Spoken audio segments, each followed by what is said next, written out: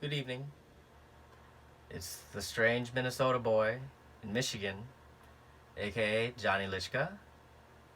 It's past midnight, making today January 5th, 2020.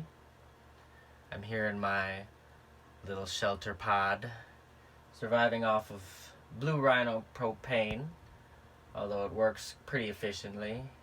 I keep it off most of the time. Looking to upgrade that to a nice wood fire stove. But until then, I just wanted to share something I've written here. A little passage that pertains to Sophianic Animism.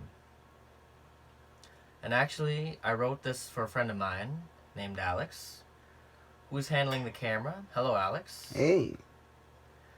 Now, Alex, you've not heard of the Sophianic narrative or of John Lamlash before, is that correct? Correct.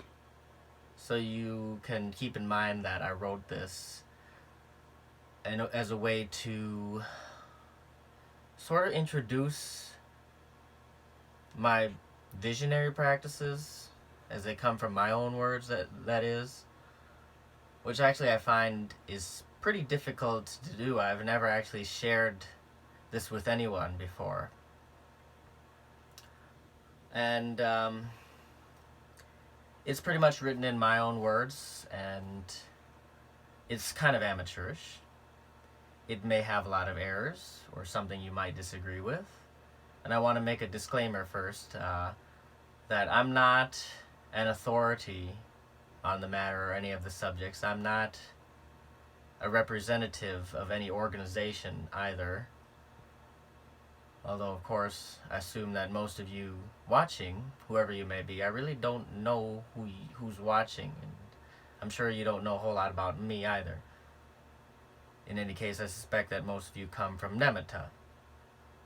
Well, enough blather, and let's just take a look at it.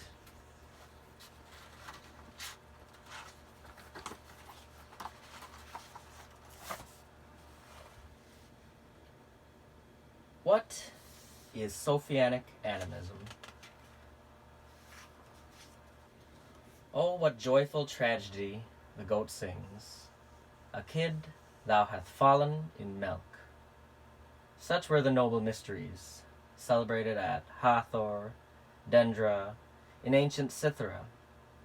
Gnosis, a pan-Indo-European movement. Tragical, the Gnostics fell to the rise of Christian Judaism. But chance, an odd fragment survives and surfaces in the rubble of history, an artifact titled the Nag Hammadi Codices, contain peculiar clues to the true Telestic wisdom those Egyptian mysteries celebrated. In them describe a sacred narrative in distorted, fragmentary form.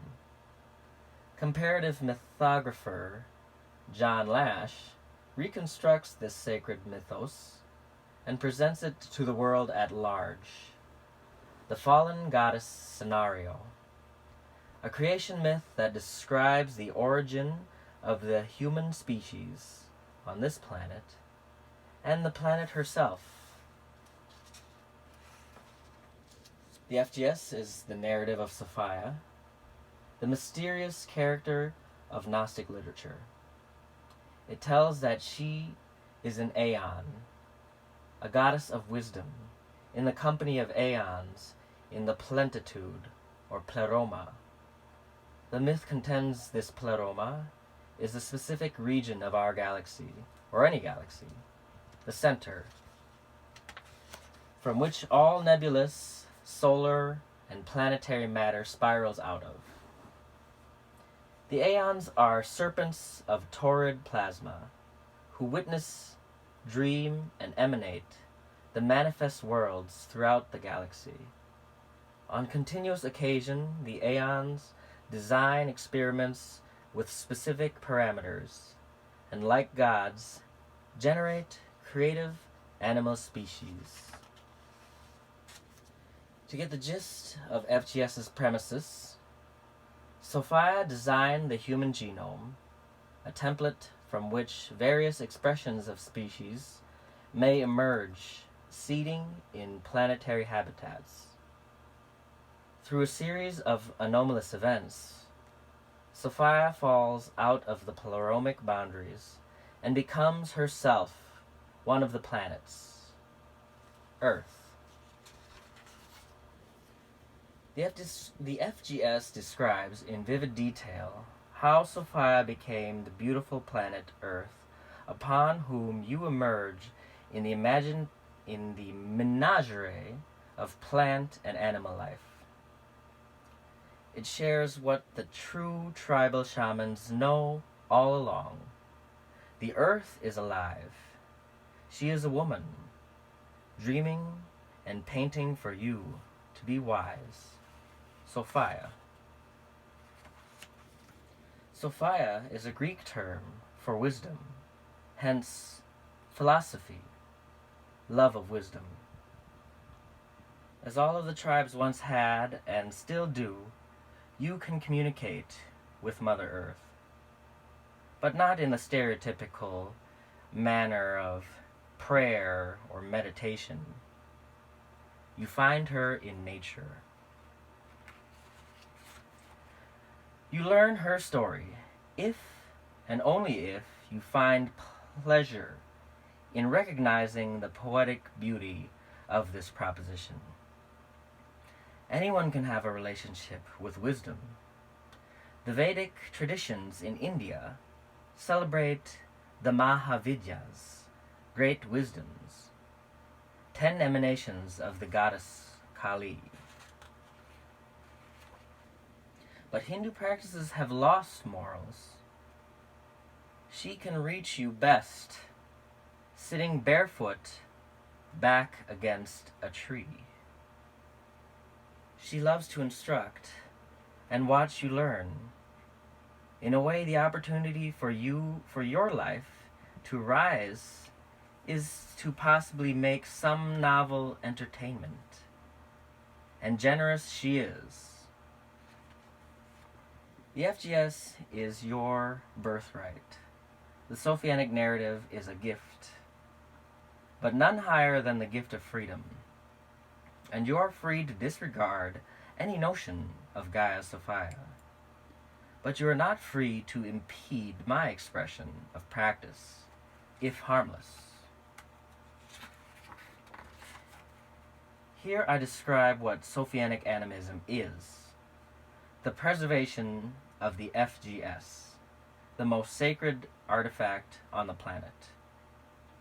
It manifests as the bond you or anyone else elects to make with Gaia Sophia, the wisdom goddess of nature. For she knows when you know her story. So the life of one who upholds and shares the narrative is pretty special too. ... The highest force in Sophianic animism is desire. But there are essential requirements to optimize your life. I derive these requirements from the sacred narrative. And from here on out, it's more of my own personal philosophy.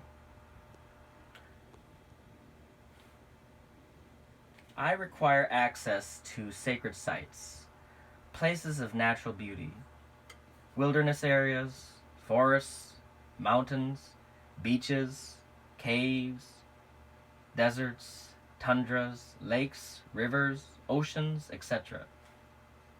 For these are where I connect with her. I require access to sacred sites. I require a home in a natural setting of beauty, which are abundant enough that everyone on the planet can live in nature, if they so select. My home is a sanctuary for myself, my friends, and the Sophianic myth, including my animal friends. I would go on to list several other freedoms I require, and apparently I do here, without going into detail. The freedom from medicine, social freedom, financial freedom, as in to trade and barter, ethnic freedom, freedom to isolate and not participate in global governments, freedom from education. What upholds and empowers my freedom is my own capacity to realize them. If I can survive without the aid of the state, that proves the state hath no business to interfere in my life, provided I keep a harmless living. In this way I live in harmony with nature, or strongly desire to. 'Twas government institutions that have done away with the old mysteries.